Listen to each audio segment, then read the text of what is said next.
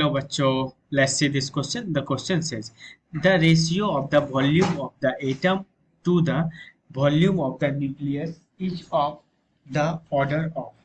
Question कह रहा है कि ratio of volume of atom और वॉल्यूम ऑफ न्यूक्लियस का ऑर्डर क्या होगा। मतलब क्वेश्चन कह रहा है कि volume of atom upon volume of nucleus क्या होगा, ये पूछ रहा है। राइट, तो पहले इसका की कॉन्सेप्ट समझते हैं। की कॉन्सेप्ट तो हम लोग क्या है ना, हम लोग एजप्शन मान लेते हैं। एजप्शन कि जो रेडियस ऑफ एटम है उसको हम लोग R1 से डिनोट करेंगे। किससे? R1 से। और वो बराबर हो जाता है यूजुअली जो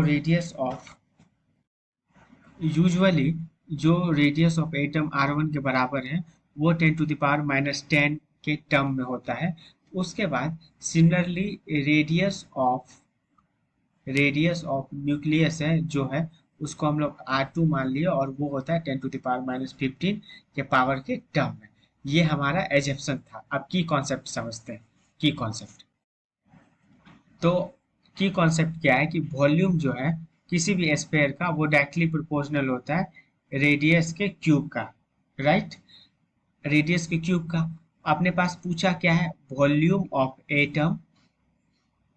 of atom upon volume of nucleus. तो यहाँ से क्या आ जाएगा? ये आ जाएगा R1 का क्यूब अपॉन R2 का क्यूब।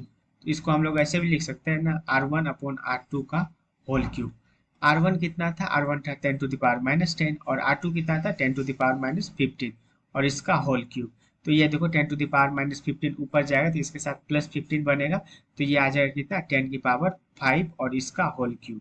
तो ये 5 और 3 आपस में मल्टीप्लाई होगा, ये आ जाएगा कितना? 10⁻15 के बराबर। तो जो वॉल्यूम ऑफ एटम और वॉल्यूम ऑफ न्यूक्लियस था वो आगे कितना के बराबर? 10⁻15 के बराबर। एक बार क्वेश्चन फिर से रिकेप करते हैं। क्वेश्चन में क्या था कि पूछ रहा था वॉल्यूम ऑफ एटम और वॉल्यूम ऑफ न्यूक्लियस का रेशियो क्या होगा। तो हम लोग एजप्शन लिए कि रेडियस ऑफ एटम जो है उसको R1 कह दिए और रेडियस ऑफ न्यूक्लियस जो है उसको R2 कह दिए। ये नोन चीज है कि जो रेडियस ऑफ एटम होता है वो 10⁻10 होता है यूनिट में, और जो रेडियस ऑफ न्यूक्लियस होता है वो 10⁻15 होता है यूनिट में। ठीक है, अब इसका की कॉन्सेप्ट ये था कि जो वॉल्यूम होता है वो डायरेक्टली प्रोपोर्शनल होता है रेडियस के क्यूब का। इसका मेन की कॉन्सेप्ट यही है। और दूसरा की कॉन्सेप्ट था ये टर्म, ये याद करना पड़ेगा, ये रिमेम्बरिंग फैक्ट है। बस दोनों को डिवाइड कर दिए तो वहां से निकल के आ गया 10⁻15। Hence option number A is the correct answer. Hope you understood it well. Best of luck.